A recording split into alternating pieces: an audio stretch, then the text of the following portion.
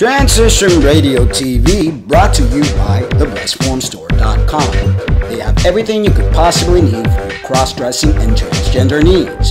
Visit their website at www.thebreastformstore.com and tell them Transition Radio sent you. Ingredients include a look behind the scenes. Cook uncovered until hot. Add grooves to taste. I would like, if I may, to take you on a strange journey. Once upon a time, there was a little girl. The accident was over a year ago. A second woman has been elected president. A 12th planet has been named in the solar system. The last wild polar bear has died. I slept through it all. I was here for my waking. He called it a beginning. He said it was good. I think he may have thought that anything I did was good. Welcome to Transition Radio. Your host, Mark Angelo Cummings.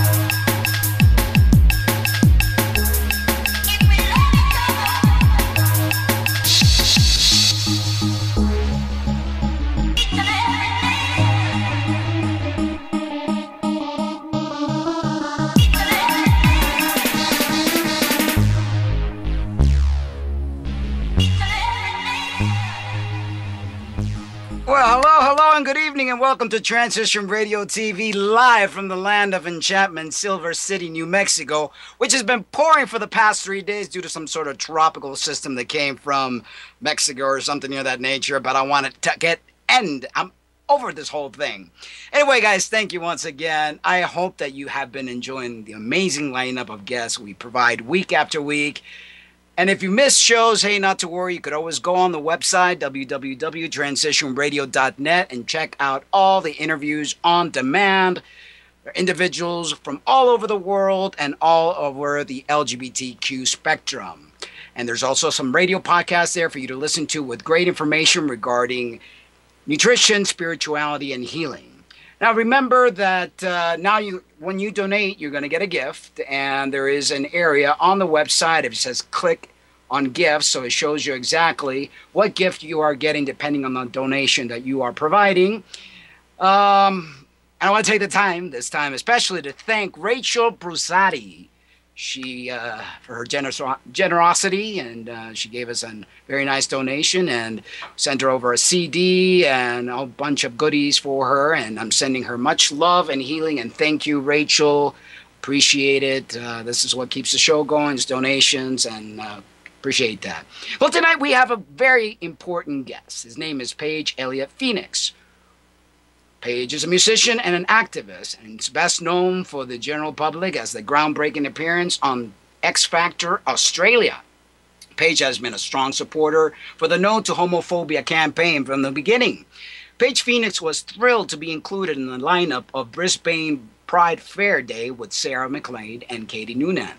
Due to the tireless efforts of the Brisbane Pride Committee, that day was a fantastic success. It was great to see some of the Australian gender variant talent being included in this lineup. Many thanks to the incredible Brisbane Pride Choir who worked with Paige to create a finale not to be forgotten. Paige has gone on to carve out a career as a singer, songwriter, public speaker, and trans activist. Life changed pretty dramatically after his appearance on the 2011 series of the Australian X Factor. An appearance on the highest rating reality TV series running at the time will tend to shake things up a little bit for you. Doing so as the first out transsexual contestant to ever appear on a show of its kind ups the ante just a little. Paige was successful in becoming one of the final 6 contestants in the overall 25s category, both raising his profile as a musician and that of a gender diversity in Australia. Paige currently resides in Melbourne and works as the entertainer, writer, public speaker, educator, community campaigner, and privately practicing psychotherapist. He's available for counseling, public speaking, and music engagement. Paige recently made headline news regarding the marriage annulment and the United Nations case against the federal government. Paige Phoenix. My name is Paige Elliott Phoenix, and I'm 35, 36 in November, and I live in Kira Beach on the Gold Coast. I'm auditioning for the X Factor today because music is the thing that I love the most in my life. It's what I do best. I have a very supportive partner. Everyone, meet my girlfriend. My girlfriend, who I've just fallen completely in love with, lives in San Francisco. The very first time that I met him, he was singing. And I walked up to him and I was like, so you're handsome and talented too. She's like hanging at home, like waiting to hear how things go. So in a lot of ways, like I'm just a regular guy, ready to actually step up. It's a big stage up there. What does it mean for you to get up there? Oh, it means everything. This is my crack. This is my moment, you know? This is your time to shine. It's do or die.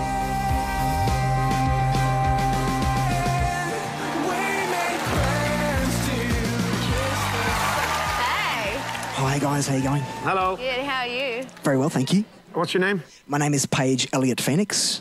So, how long you been singing? For as long as I've been able to make noise. Okay. Yeah. Why X Factor? Because music is the thing that means the most to me, and I would so love for it to be the thing that I do in my life, and I haven't been ready until now. And why do you think now is the time? Largely now is the time because I've needed a whole bunch of things to really fall into place in my life. And probably the most significant thing was gender transition. So I'm a female to male transsexual. Wow. Okay. My decision to live as a man, it's just been one of the best possible decisions for me. Living as a female, it was just really hard and really painful. The transition that I've gone through has completely enabled me to become the person and the artist that I am now. I have huge amounts of support from friends and family. I had a voice before, but I never felt fully authentic. I couldn't have auditioned for X Factor as a woman. It wasn't me. It wasn't me. Paige, I just want to say, I love your bravery and your honesty and coming here and sharing your story with us. Fantastic, incredible, and...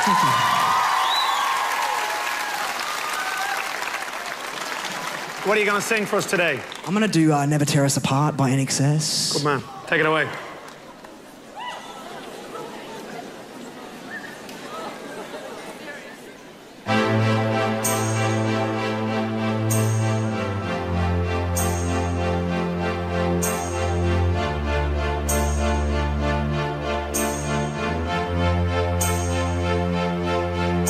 Don't ask me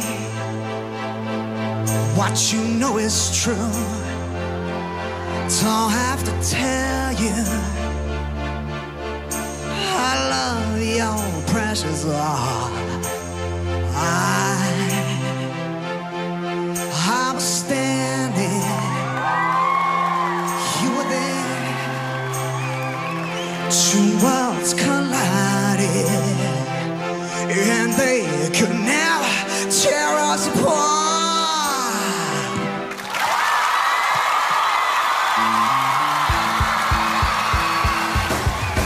We could live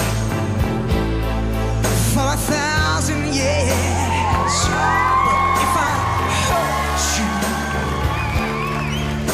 And now welcome to the show, the amazing Paige Elliott Phoenix. Hi, how you going, Mo? I'm doing great. That must have been an amazing experience, huh? I didn't know you were going to play that right at the beginning. It makes me tear up every time I watch it. I can imagine. Like, that must have been the most amazing experience ever. Ever. I mean, wow. It was a trip. Kudos to you. Kudos. Thank you. Yeah. I think it was one of those things like if I'd thought too much about it, I don't know if I would have done it. I hear you. I hear it's kind of like swim or sink. Just jump and do it. Yeah. Right. Yeah. There was definitely that moment right before, and I can hear it in my voice when I watch it back. But that moment right before I kind of dropped the bomb about my transition of like, oh God, am I actually about to do this to, 1 point something million people? That was just the Australian audience, not to mention the international, and where it kind of, where it went after that. It was just, that part of it was completely unforeseeable. So it's been an amazing journey. Amazing bravery, my brother. Amazing bravery to do that. Thank you. So tip my hat off to you for that. I was listening to one of your earlier videos as I was doing my homework on you. I think it was initially before you actually transitioned. It was one of your beginning transitioning videos, and you were explaining about that you were against the binary system, which is I am as well. But that you identify more with the masculine side, which obviously I do as well. Can you elaborate a little bit on this, Yeah, it's a funny one. Like if I look back on those videos now, I can sort of see that there was the transitioning really seems to be like an evolutionary process that you go through, and there was definitely a period of time there at the beginning that felt a bit like gender limbo for me, where I'd made a decision to transition hormonally and medically. I felt very male and very masculine, but my body hadn't really quite had time to kind of catch up, and it was a difficult time because, especially, because our culture is so set up in a binary, and in the gay and lesbian community as well. It's really hard to find a place, and a place to belong and feel comfortable and accepted when your gender experience is still very fluid, and I feel like it's solidified a lot since then. It probably took about sort of a good couple of years for me to start to really feel like I was coming into the place where I felt like I was going to stop, as far as my experience of myself as a man. I guess like largely from the amount of contact that I've had with so many different people, hundreds of, and I think that there's probably as many takes on gender as there are people on the planet.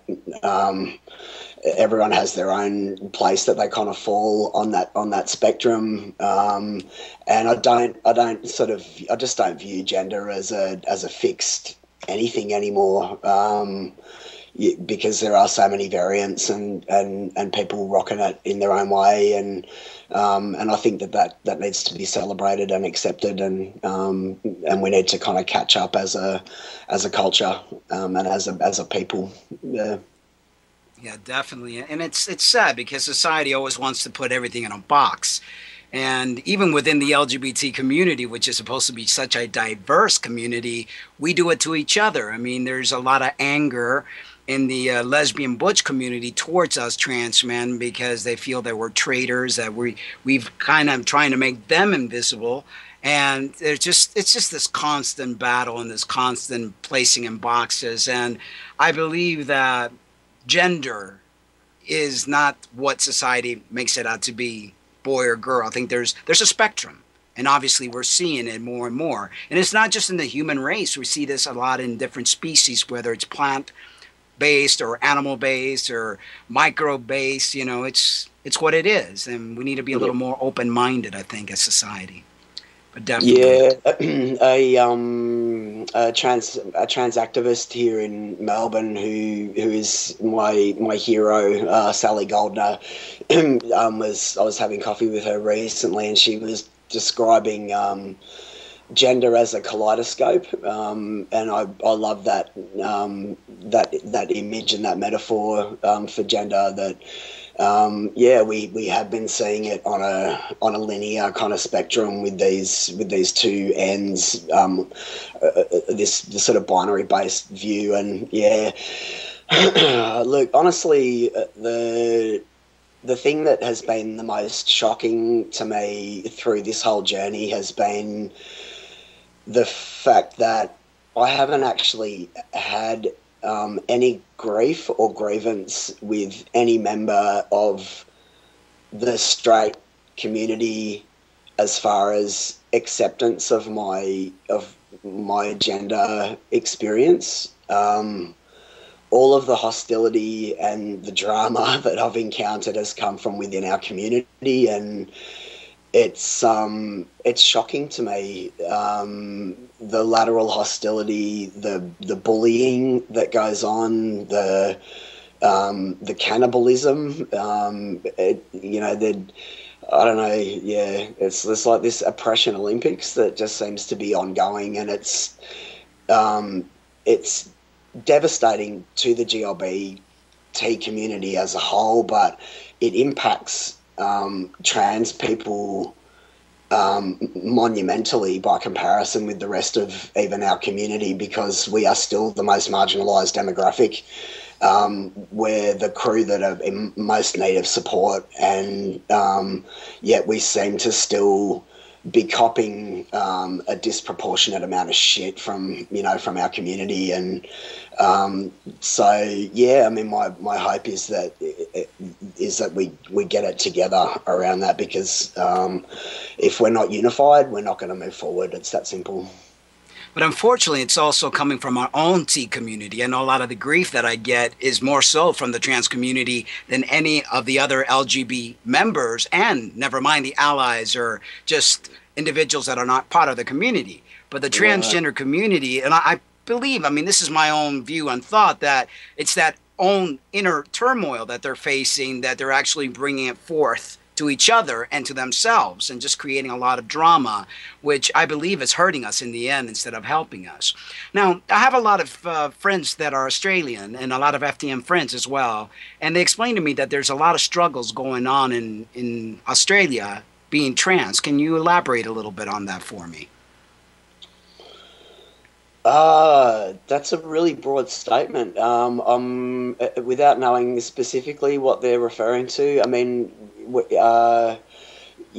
got issues the same as everybody else, I guess, like in terms of legislative and law reforms that need to happen, access to services, things are difficult just like globally, I think, for anyone at the moment, and so the most marginalised and the struggling sort of aspects of our community tend to get hit harder. But yeah, I mean, if you could be a little more specific about what it. Well, I think they're explaining about the LGB giving them a hard time, and even this particular individual, which I'm not going to mention his name just to keep him, anonymous, but he has a lot of problems at work, and they really make fun of him a lot and things of that nature. And I don't know if there's any protection in Australia regarding workplace and being discriminated against for being transgender. So do you find that to be true, or? I'm not totally up on occupational sort of law in relation to trans stuff, but I know that I mean, just even accessing legal and support, whether it's from emergency services, police and things like that, or getting legal support. It can be really difficult. I think people are reticent to contact services for support for fear of the way that they might be treated. I mean,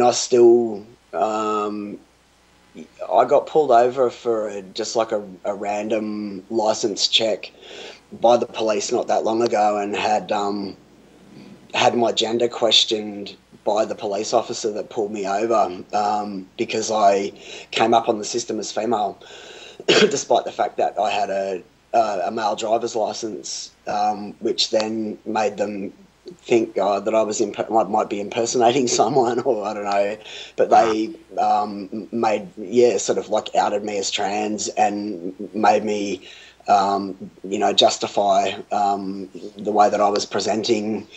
So we've got a lot of catching up to do to get up to speed on on that kind of thing. And just making services in general friendlier and more accessible, and it's really all about just continuing to try and raise public profile around gender diversity, trying to work with services. There's so much in the pipeline at the moment though, toward positive change and reforms that are desperately needed. So it's happening, and it will happen, and we are getting there. But it's a war of inches, and unfortunately, all of this stuff is steeped in bureaucracy, and that stuff is it takes time. But there's a lot of people that are working really, really hard in Australia to keep moving things forward and get us up to speed. So the hope is that for crew that are coming up behind us, that it's going to be a lot easier, it's really needed, because like the stats that they're coming up with at the moment about people that are identifying as gender diverse in New Zealand, it's like 1.2% of high school students are identifying as gender diverse now, which is like massive. Like that's there's a lot of young queer kids that are coming up, that are going to need a system that's able to understand their needs and to provide adequate services for them. So it seems like the right hand doesn't know what the left hand's doing. If your gender marker on your identification reads male, then that should read all the way across, and that female marker should not even come into question. And that's kind of pretty messed up. At least here in the States, once they change everything across the board reads that gender that you transition to.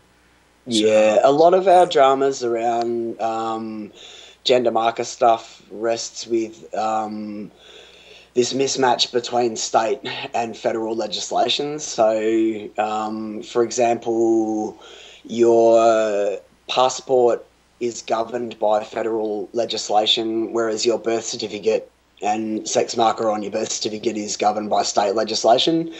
And the rules that of requirement for changes on those markers differ from state to state also. So, for example, I can get every single one of my documents changed to male except for my birth certificate. And the requirements for birth certificate marker change are radical hysterectomy or lower surgery. So for people who are unable to have that surgery, they're left in a situation where they can't have that changed. And if that's in the system, then you're going to run into dramas at some point. But that particular issue with the police service have only just become aware of it, and we're just going to sort of sit down and try and work out what needs to change there. It's coming back to then it's the transport departments that handle licensing, and again it's a state thing versus federal. So yeah, it would be so much easier if everything was uniform, but it's not. So yeah. Well, the same goes here in the States. Certain states require that you have, like I have the full hysterectomy and the top surgery as well as the hormone, and that they change everything. Some states don't require that. I mean, it all depends, and it should be pretty uniform, but I guess it's not. You're definitely. I mean, you are an amazing individual and very strong, and I'm just like amazed by your story, your life, and everything that you've gone through. I came across one of your videos, and you talked about being ill, having some form of illness, and you talked a little bit about your health issue and how you're actually dealing with them. And I know that there's a project that you're working on trying to go the natural route, which is the route I believe in. I don't believe in conventional medicine. So and you have a project going on. But tell us a little bit what is actually happening with you and why you chose to go through the natural route. Yeah, I'd love to say that it was just a choice to want to go it's my last port of call, basically. Like I have a cluster of conditions, but the latest one that I've acquired is degenerative and it's incurable. And I'm pretty much just in symptom management mode. I've gone as far as I can with mainstream medicine, and they don't have anything further to offer me at this point. So I had encountered an alternative dude named Don Tolman. He's an American guy. I don't know if you've come across him. He's kind of like the whole food guru. He's doing some pretty amazing stuff with healing people just using whole foods, and he's coming out to Australia to do a health intensive in November. As with any kind of alternative medicine stuff, it's really expensive, and I'm on a disability pension as a sole source of income. 99.9% of the work that I do is for free. So I'm a starving artist. So I put a little fundraising thing together. Actually, by request, I had a couple of mates on Facebook say, "Yeah, just do it, suck it up, and ask for some help." And so put a possible campaign together, and it's just a little bit shy of reaching its goal. I'm trying to. I actually forgot to include the fees from Possible, so I'm hoping it comes in a little bit over target. But we've still got a couple of weeks to go, and I'm trying to get it to $3,000, and it's what, $2,730 or something. So look, honestly, I don't know that he's going to be able to resolve the conditions that I've got completely, but he's really confident that he can get me off a number of the medications that I'm on. I sort of looked at my list of stuff that needs resolving and went, all right, let's keep it, realistic. The adrenals and trying to get off, like I'm on prednisolone, hydrocortisone, which is just awful. It's an awful drug to be on. But yeah, I would last about a week without it. So we're trying to get a plan together to actually get me off that one. And if I could get off a couple of the other medications that I'm on as well, and just get out of, or at least reduce my pain levels, because I'm in pretty constant pain. So but I have definitely been humbled by what Mother Nature has to offer in terms of solutions to health, and really learning to have a different relationship to my body in terms of understanding that when something develops symptomatically, that it's indicative of something, and listening to what my body's actually telling me, and then looking for solutions in places that we tend to overlook, like diet and making other adjustments to lifestyle. So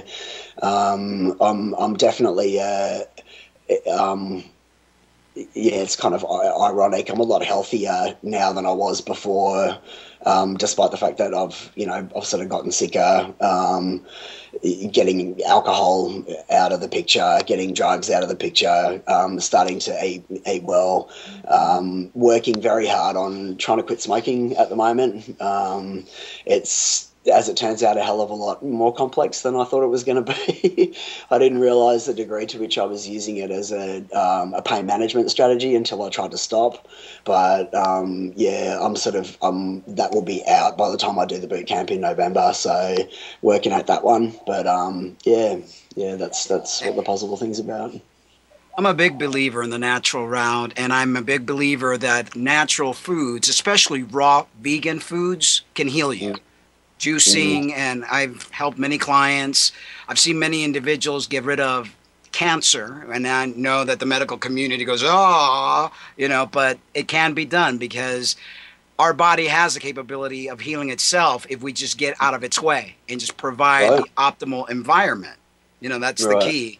And I've seen lots and lots of people heal themselves by juicing, by just only eating raw fruits and vegetables, and just meditation, really getting everything in balance, because our cells listen to everything from the anger, from the depression, from everything that we feel gets crossed over to that cell. And if our cells become abnormal, that's how we get disease. Right. So definitely. Yeah, and some of the stuff that that Don talks about, like it just makes sense. Like you look at it when he's talking about different foods and how they relate to different parts of the body. He's like, just as a guessing game, he did this thing, and he was like, all right, lifted up a celery stick. He's like, have a guess what part of the body this is going to work for. Well, bones. I mean, it looks like a bone. Like, he's like, get a capsicum, cut it in half, have a look at it. What does it look like? Well, it looks like a heart. It's got 4 chambers. It's the same shape. It's the same color. Have a guess what body part it works for. It's heart food. Simple things like eating stuff that actually grows in your temporal environment, like that we ship foods from all over the planet. They get here, they're not live, they're not fresh, they're not, there's no vitality in them, and they're not from here. They're not foods that you're supposed to be eating. Work out what grows in your garden and go and eat it. Like, I get more out of picking some parsley and fresh herbs and juicing them and eating them and stuff that's grown here. I can feel it in my body. Like, you eat it and it's like, oh. Yeah, exactly. And people don't realize that, they're used to going to the store and picking up a box of cereal and they call that food. That's not food. That's killing us, and then all the additives and chemicals and cigarette smoke and drinking, and we're just killing ourselves, and we think that's living, and it really is not. But you can't, that old saying, you can take the horse to lead the horse to water, but you can't make them drink it. So I only provide information to those that really are willing to listen and want to change their life, because that's what I do, and I've done that for a living for a very, very long time. Yeah, it's unfortunate that people often need to reach a point of crisis and breakdown before they start to to realise that change needs to happen. And like you say, you can provide information. All the information is out there, but you've got to want to do it. And it does. It takes commitment to live a healthy lifestyle like that. So. To each their own, I guess, huh? Definitely. Well, your marriage was annulled, and this made headline news. Can you tell us how you felt when you learned about this, and are you guys still together? No, unfortunately, Sez and I have taken a break. How did I feel? It was pretty gutting. We kind of sort of were rolling the dice on it. Like, I knew that it was a possibility because of the thing we were talking about earlier with the federal and state legislative differences. I got married legally using my passport, which was male, and then they processed all of the documents. When they were cross-checked in the system and my birth certificate came up as female, the marriage was annulled, and we got a letter in the mail maybe 3 weeks after we got married. And yeah, it was funny because I'd gone through a whole process beforehand of really thinking about what did it mean for me to get married, to be making that decision to commit to this person, how much importance I was placing on state sanction and actually getting the official kind of, recognition from the state about my marriage. And I worked out beforehand that if that did happen and we did get annulled, that it wasn't of fundamental importance to me. What was important to me was that I was making this commitment to this person who I'd chosen to spend my life with. But when it came, it was a hell of a lot harder than I realised, and it was weird, Mark, because I got the letter and I was like, it was. I got pretty pissed that night, and was like, all right, put it away. And then I went into a really deep depression in the coming months after that. And it wasn't until retrospectively when I look back that I realised that had actually been the trigger point. But it was really hard, and I ended up subsequently in a therapy session down the track unpacking it, and it was really fundamentally delegitimating on so many different levels. Like it delegitimated my relationship, my marriage to Sarah. It also really fundamentally delegitimated me as a man, and I realised that even though I was very grounded in the reasons that I wanted that relationship and I wanted that marriage, having that sanction and being legitimated by the state actually is really important as well. And it's one of the reasons why I've become such a huge supporter of the marriage equality movement. Which is kind of hard, because my marriage unfortunately hasn't worked out the way that I had hoped that it would. But I'm still campaigning really hard for that right for other people, because I've been through it and I understand, having gone through that process and that rite of passage, how fundamentally it changes your relationship and you as a person. And it's not for everyone, and I've heard all the debates on both sides. A straight person said to me the other day, "Oh well, if gay people want to be as miserable as we are, then let them go for it." But yeah, everyone should have a choice as to whether or not they want to do that, and I think that it's. It's the next big thing in terms of law reform that needs to happen in our communities. We need to get up into a place where everyone can make a choice to marry if they choose to, But that's it for me. I'm done. Yeah, I got here. No marriage for me ever again. Anyway, I wanted to share a quick little video regarding this that you did. Is this from my marriage? From my government and the celebrant were saying, we won't acknowledge this as a legitimate marriage because ostensibly you're female, because your birth marker, your sex marker on your birth certificate says that you're female, so therefore you're female. I'm not female.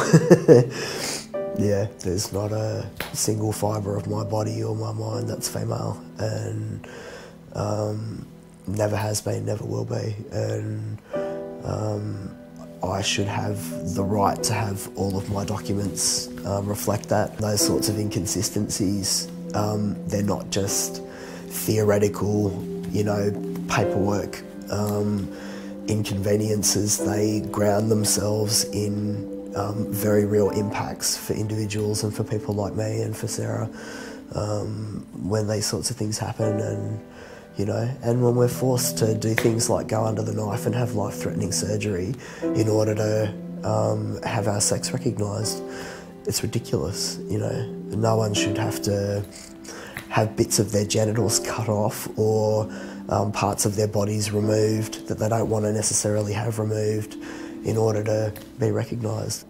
We're never going to live in a genderless society. It's too steeped in everything, our religious underpinnings from Adam and Eve, outward. We're about a gender binary kind of existence. I think that what needs to be caught up on is that gender is a much more complex thing than two single sexes. There are lots of in-betweens. It's we used to talk about gender like it was on a spectrum and you sort of sat here or there. Now it's more like a kaleidoscope. And there are really potentially as many expressions of gender as there are people on the planet, and everyone, experiences themselves differently in terms of masculine and feminine attributes, irrespective of how they're born.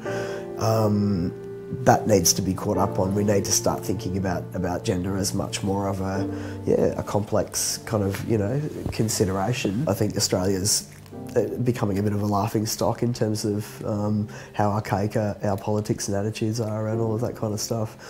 And the fear-mongering around that, I think it's absurd.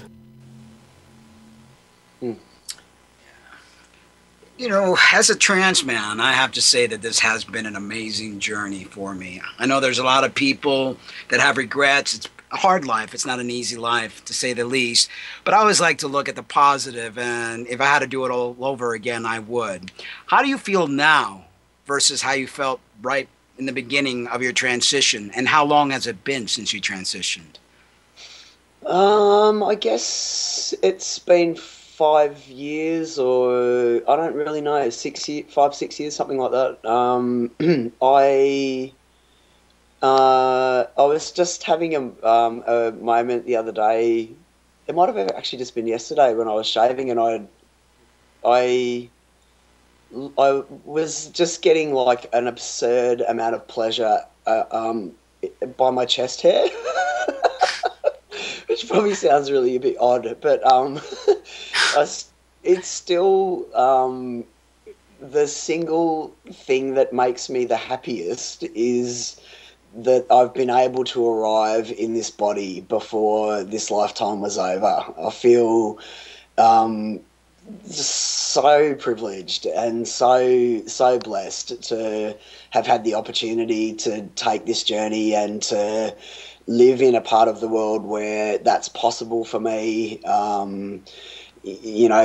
where the medical system here, I guess one of the upshots to the pathologisation of difference is that we get some support, in terms of, public health care to do some of the processes that we need to do. Our hormones are, subsidised.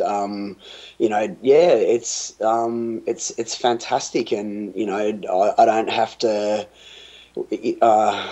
I think it's a lot easier for trans guys than it is for trans women, and I think trans women bear the brunt of the vast majority of trans hostility in the community. But so I count my blessings every day, and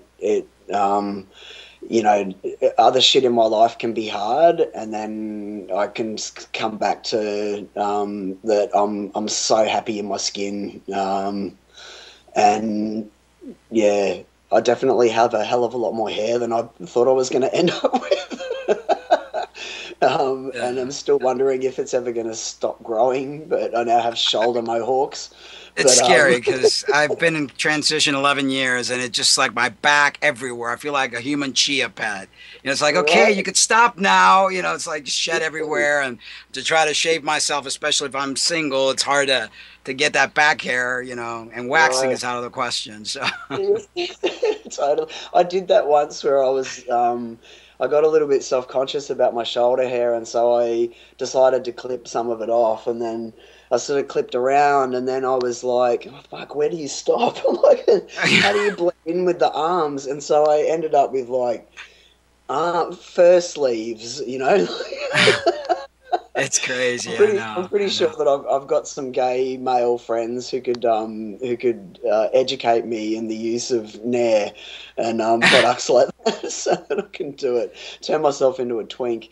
Some people like the hairy look, you know, the bear look. It's like they call us bears. So right? It's good. Yeah, it was funny because like I don't know if everyone does this, but when I was trying to work out what kind of man I was going to look like, I think the tendency is to look at your dad and go, oh, you know, that's more or less sort of the kind of dude that I'll end up looking like. And my dad has, I think, 3 chest hairs. Like he's, you know, a really hairless guy. And then mine just kept growing and growing and growing, and then, you know, the chest hair linked up to the shoulder hair, and I'm like, what is going on here? And then it was explained to me that it was actually the maternal side is where the traits come down from, so the men on the mother's side. And then my uncles and my grandfather on that side of the family, they're bears, you know, so then I was like, okay, I see what's happening here. Yeah. With me, I don't know where it came from, because my mother's side of the family, they're hairless. My dad hardly has any hair, so I don't know where I got mine. Anyway, do you have any advice for our young brothers and sisters who are thinking about transitioning? Oh, advice. Yes. I would say that I think that one of the most important things to get clear on is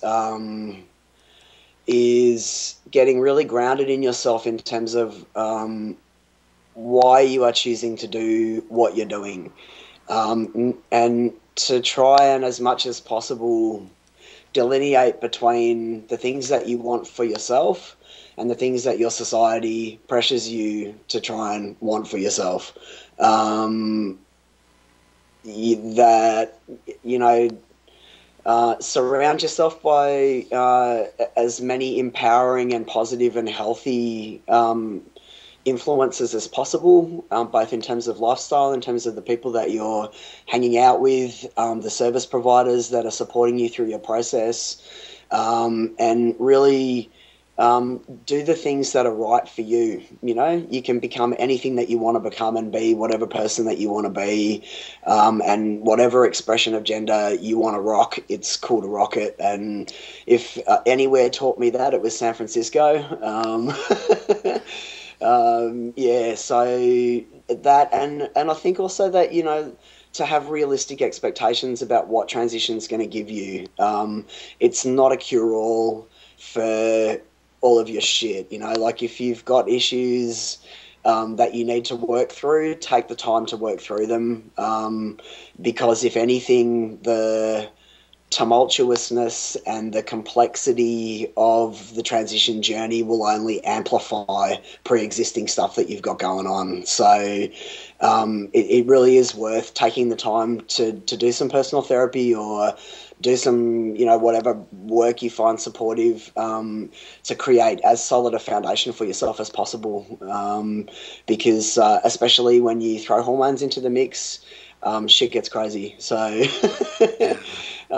yeah, try and be as solid and as you know, as healthy as you can. Yeah, and people don't realize it's not a magic bullet. You know, as much as I want to think that the world is ready for trans people, that we've come a long way, and we have, but we still have a long way to go. You know, the decision that you made to out yourself in front of billions of people on that show kind of really saddens me when I saw that clip when you faced one of the judges there. And I want to share this little video, which really angered me, brought tears to my eyes, because I wonder if you hadn't told them that you were trans, if things would have been different. But let me share this clip with the viewers, the one I'm talking about, which angered me and saddened me at the same time. So. The next Over 25 act, also hoping for a spot in Natalie's top 3, is 35-year-old psychologist Paige Elliott. whose emotional performances have secured him the chance to get through to the live shows. Like every ounce of every fibre of my being, every part of my heart, like everything goes into this. What do you want from me? Just stood up and like came out as a transsexual in front of like thousands of people. I'm a female to male transsexual. Wow. You know, and then the judges were like, but what do you got? We can live. I just want this so much. If I don't get this right, that's just the end of the road. And I don't want it to be the end of the road. I want a spot in the top 3. You ready to blow us away? I'm gonna do my darndest. Go for it. 1, 2, 3, 4. Tap on my window, knock on my door. I wanna make you feel beautiful. My heart is full and my door's always open. You come anytime you want. Yeah. Look for the girl with the broken smile. Ask her if she wants to stay a while. Then she will be loved, and she will be loved. Tap on my window, knock on my door. I wanna make you feel beautiful. Thanks, Paige. Thank you. How'd it feel? Couldn't have gone better for me. Yeah, I'm happy. I'm happy. Something really original, though, don't you think? Something interesting about him, yeah. I feel like I should let you know because when Paige auditioned for us, was very open in speaking about his past, and Paige was born a woman. Wow, really? They're very, very surprised, actually. That's one thing that I really love, the connection that he has had with the songs has really moved. I haven't had many of my dreams really come true. If I get through today, I'll be so proud of myself.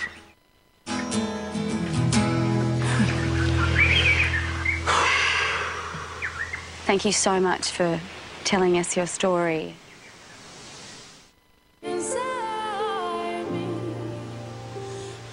I have concerns about your technique.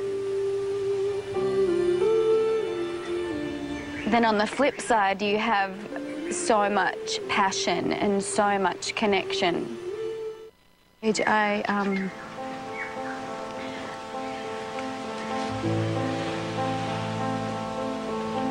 you're not in my final 3.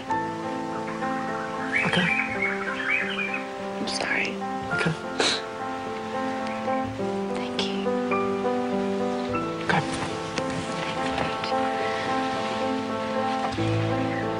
My God, you look so angry at me.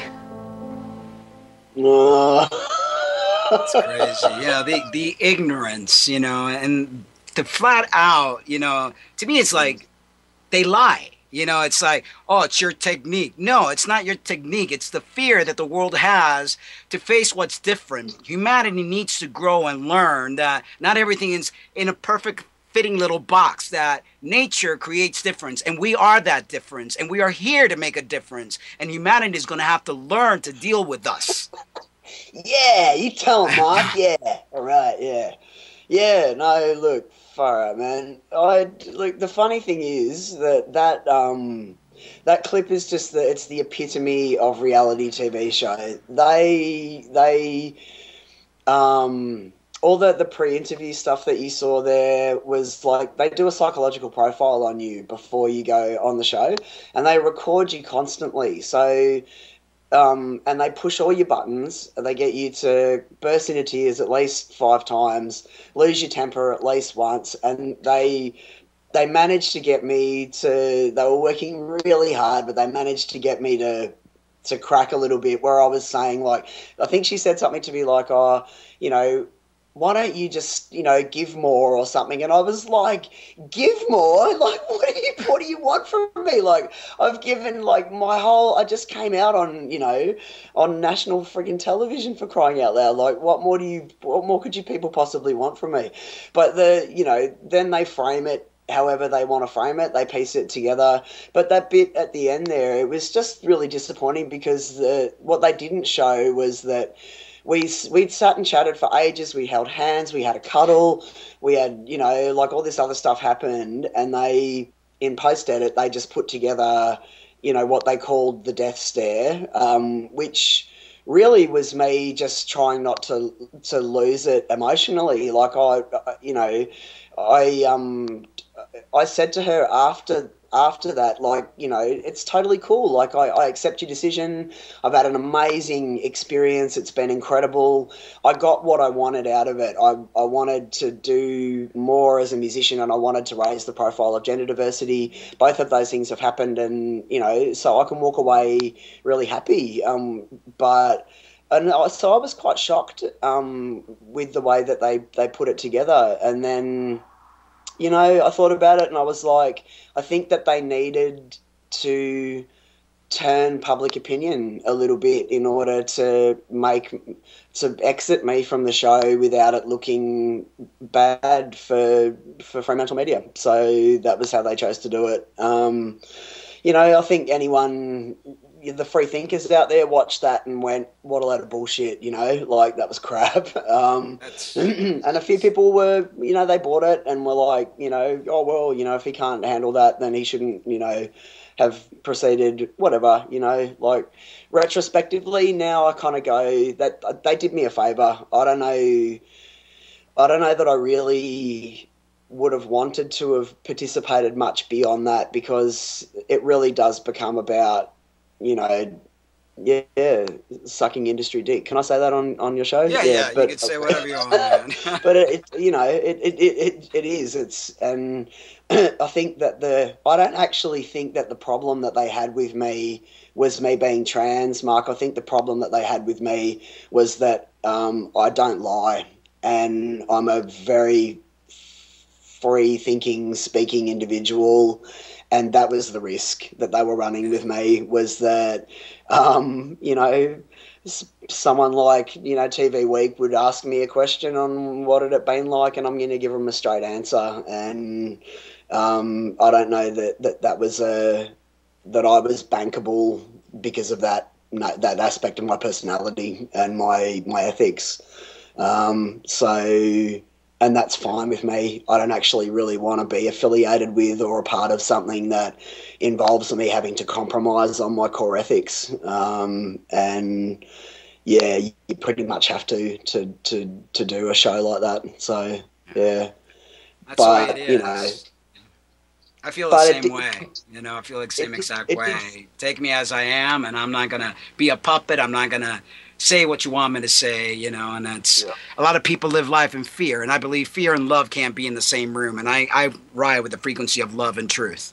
So yeah, I think I don't know, it definitely, unfortunately, it fed into the angry trans man stereotype, which but I always, you know, and that was the thing, it's like that, I mean, that's what makes my musical performance what it is the amount of passion that I put into what I do. And I think that Nat was genuinely uncomfortable with me as a passionate person, but also as a man. I don't know that she quite knew what to do with it. And, you know, whatever, that's fine. But the whole conversation with Jason Derulo, I find that so funny. Like, oh, so, you know, yeah, by the way, he was born female. Oh, really? Wow. I would, you know, like, really? It was so staged, like, you know, yeah. But, you know, whatever, man. Like I say, it was an amazing journey. It was a great trip. I wouldn't change any of it, and I would never do it again. I hear you. Yeah. Well, thank you so much, Paige, for being on the show. I appreciate it, and I know that it's early where you're at, and you had to make all sorts of arrangements and stuff, but I appreciate it. I wanted to tell your story. I wanted you to be part of the Transition Radio TV family, and thank you so much, and please keep in touch. My pleasure. Much love. Namaste. And take good care, brother. You too. Love you guys. All right. Peace out. Take care. Well, we're going to take a quick break to announce the other sponsor, and we'll be right back with Ask a Trans Man, the transition video of the week at my new acoustic cafe, so stay tuned.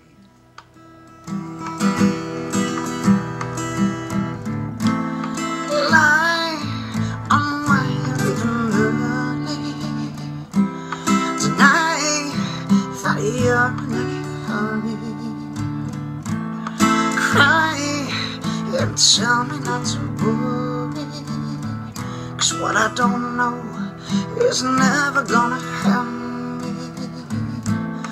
Breathe now, baby, don't feel guilty.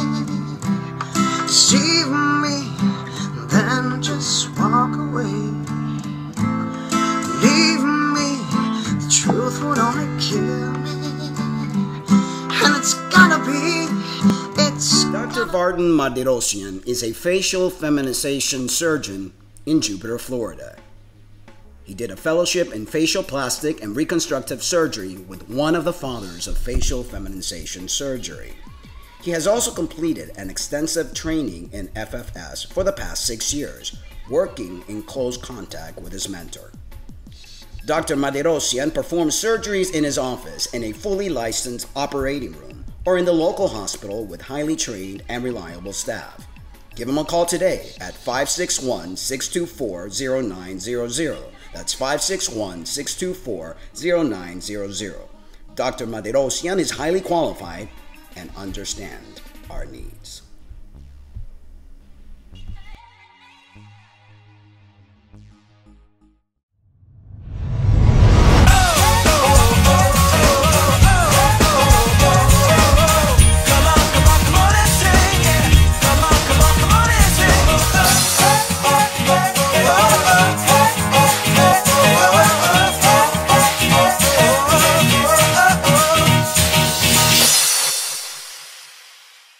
Fun, sassy, fabulous. Catch Fantastic every Wednesday, 7 p.m. Eastern, 4 p.m. Pacific on Gay Life Television.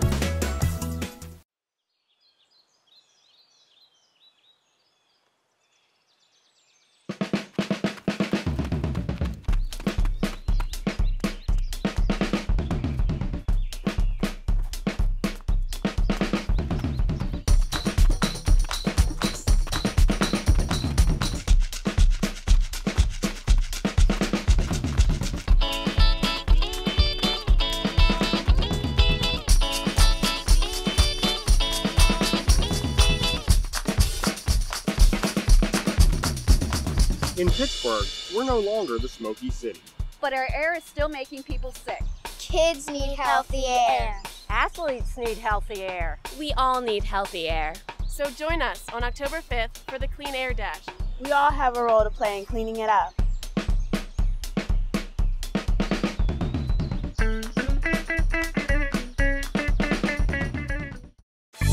News and views from a straight and not straight perspective. Straight Not Straight, Tuesdays at 6 p.m. Eastern, 3 p.m. Pacific, here on Gay Life Television.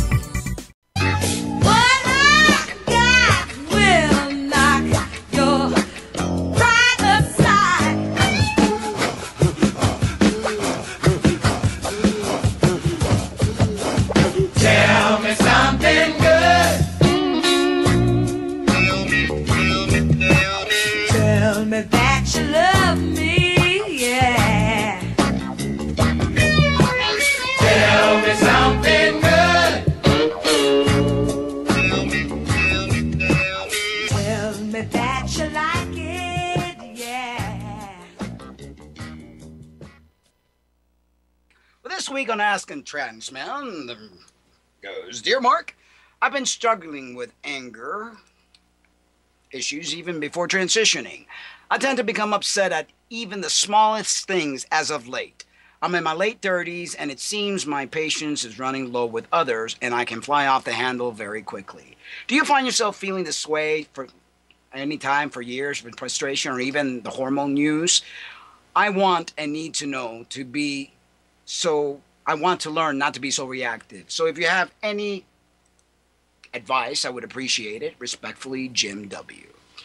Jim, everybody gets angry. Yes, it's we live in an angry world. And I think it's because we live in a very artificial world where we're doing things that we really don't want to do. We have to get up artificially in the morning with an alarm clock, which is natural for us to get up when the sun comes up and take our time. And so anger is part of humanity. But hormones can play a major role in that anger as well. And if you already have an angry personality, then it's something that you have to be mindful. Maybe take some anger management classes, breathing, yoga, meditation, eating healthy, exercises, doing things that go and take that frustration away from your inner self and bring it out here so you could work it through. I never found that testosterone created any kind of that, what they call steroid rage or roid rage. I never had that. I grew up in a very dysfunctional family, and my father used to get very angry at times. So it's one of the things that I tried not to do and not to be like him. But if you feel that this is something you need to work through, maybe visiting a holistic type of counselor that not only just is going to prescribe medication, because I don't believe in that, but is going to work with a whole person, is something that you definitely would want to do to better yourself and improve your physical, emotional, and mental health. Anyway, no matter who you are and who you believe in, the chances are that you will never be that closed door you want to see. We create our obstacles and we create our fate. And although we want to blame others in so many ways, the reality is that it is you who is responsible for your fate. Accept who you are, open up the doors and watch your heart grow, and love will enter your space so much more. And now for the transition video of the week with TK Widmer.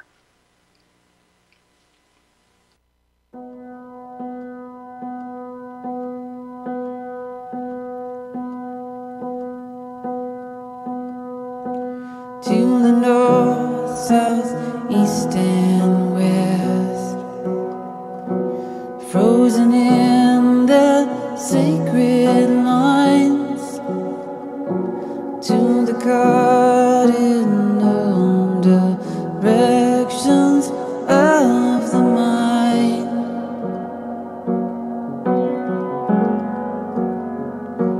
to the chorus of the day, ringing out the sacred song, to the rock of ages, to the cornerstone. We're not alone here, it's only a short ride, and all I could ever want is to be a part of this. I belong to fields and skies and plains. I belong, I belong, I belong. I belong to numbers without name. I belong, I belong, I belong to the light and to the dark, to the players, to their parts, to forgiveness. May we find it in our hearts, and to those who would destroy, and to those who would divide, may we find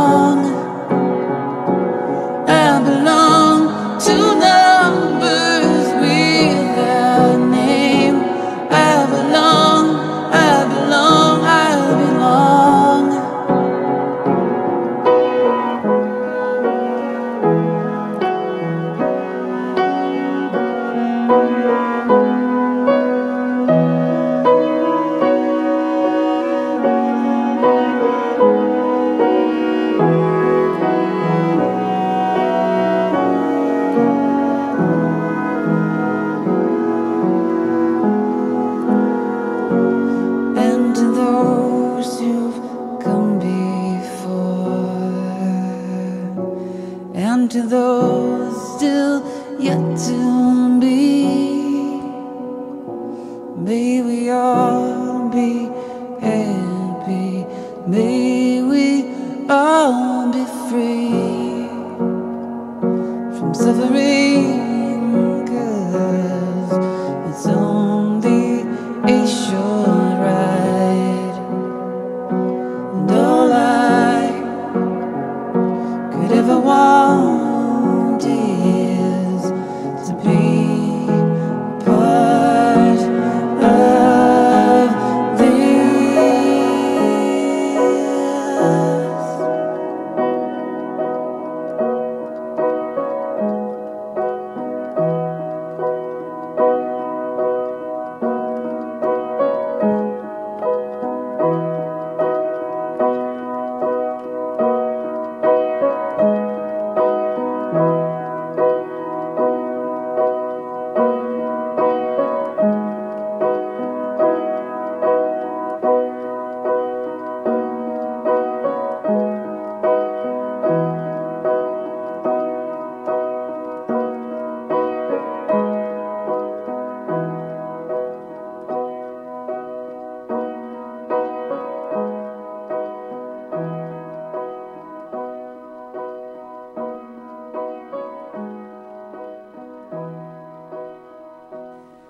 Send us your transition video to transitionradioshow@gmail.com.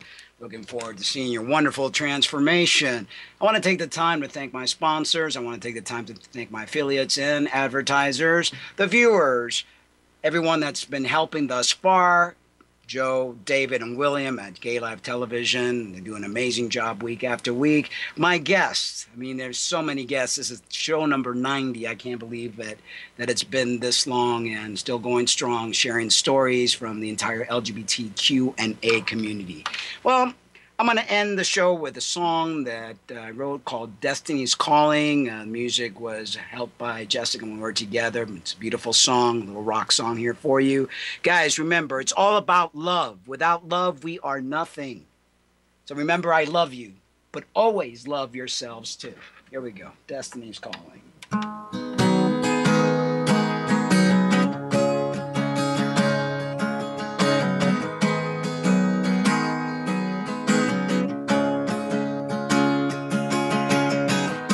We sit and stare into nowhere. Our senses numb by the pain. There is no road to heaven. It's all the roads feel the same. Home is where you deem it. No one to tell you where to go. The destiny is calling, and I know it won't be long.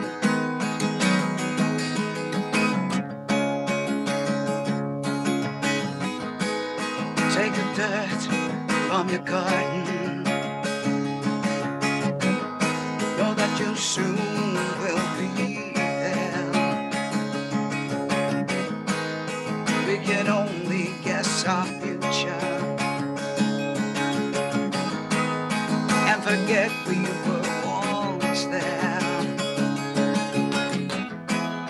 Home is where you deem it. No one to tell you where to go. The destiny is calling, and I know it won't be long.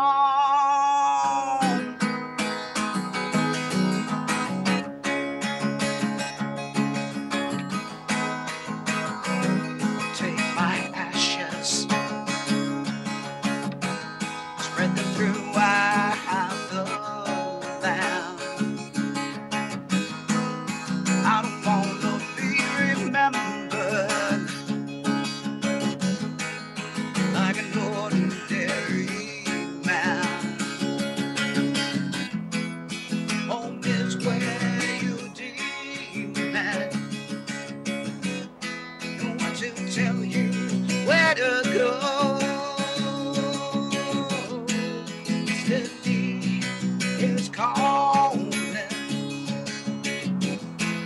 and I know it won't be long.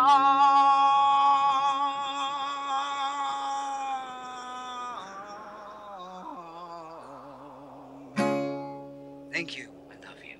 Love yourselves too.